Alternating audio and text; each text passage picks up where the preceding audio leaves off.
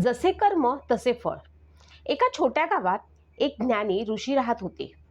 ते त्यांच्या उपदेशांमुळे आणि शांत स्वभावामुळे सर्वत्र प्रसिद्ध होते.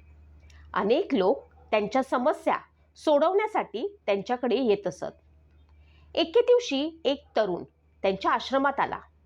तो खूप दुःखी आणि अस्वस्थ दिसत होता. त्याने ऋषींना विचारलं, गुरुदेव, मी नेहमी चांगले कर्म करतो, कोणालाही कधीच त्रास दिला नाही, तरीही माझ्या आयुष्यात इतक्या अडचणी का येत आहेत? हे सारं काही असं का घडत आहे? ऋषी शांतपणे हसले आणि म्हणाले, मुला, याचं उत्तर तुला एका कथेमधनं मिळेल. ऋषींनी कथा सांगायला सुरुवात केली. खूप वर्षापूर्वी एक शेतकरी शेतात पिके घेऊन उदरनिर्वाह चालवत असे. तो खूप प्रामाणिक, दयाळू आणि मेहनती होता. एके दिवशी त्याला एका जखमी कबुतराचं पिल्लू झाडाखाली पडलेलं दिसलं. त्याने त्या पिल्लाची काळजी घेतली, त्याला अन्न आणि पाणी दिलं आणि पूर्ण बरं झाल्यावरती त्याला मोकळं केलं. काही दिवसांनी ते कबूतर पुन्हा शेतकऱ्याच्या झोपडीच्या छतावर आलं आणि त्याच्या घराबाहेर एक चमकणारा हिरा टाकला. शेतकऱ्याला खूप आश्चर्य वाटलं. त्याने तो हिरा विकला आणि त्याच्या जीवनातील सर्व अडचणी दूर झाल्या. त्याचं चांगुलपणाचं हे त्याला मिळालेलं फळ होतं. ऋषींनी क्षणभर थांबून विचारलं, मुला, तुला काय वाटतं?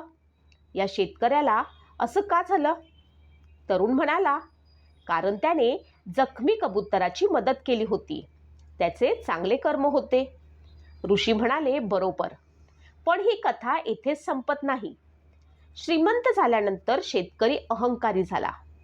तो इतरांवरती वाईट बोलू लागला आणि आपल्या धनाचा गैरवापर करू लागला. एक दिवस त्याचे सर्व धन एका वादळामध्ये नष्ट झाले. ऋषींनी पुढे सांगितले, समजले का? चांगल्या कर्माचं फळ चांगलं मिळतं, पण वाईट कर्माचाही त्यांचे परिणाम भोगावे लागतात. तुझे आजचे दुःख तुझ्या पूर्वजन्मीच्या कर्माचं फळ असू शकतं. तसेच जर तू आज चांगले कर्म करत राहिलास तर भविष्य उज्ज्वल होईल. तरुणाला कळलं की कर्म हे आपल्या जीवनाचा आधार आहे. चांगल्या कर्माने सुख मिळतं, तर वाईट कर्माने दुःख. त्याने ऋषींना नमस्कार केला आणि आनंदाने घरी परतला. नेहमी चांगले कर्म करण्याचा निर्धार करून. तात्पर्य, आपलं कर्म आपलं भविष्य ठरवतं. म्हणून नेहमीच चांगले विचार करा, चांगली कृती करा आणि दुसऱ्यांना नेहमी मदत करा. कर्माचे नियम अचूक असतात. ते आपल्याला योग्य वेळी योग्य फळ नक्कीच देतात. जसे कर्म तसे